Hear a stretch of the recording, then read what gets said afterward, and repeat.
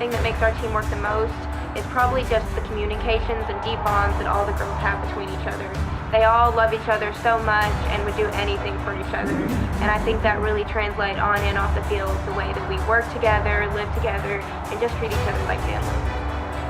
What I love most about our team is that we've all played together since we were 4 and 5 years old, so it's more like a family than it is just a softball team, and I wouldn't have it any other way. The team is different than most teams because of how close we are.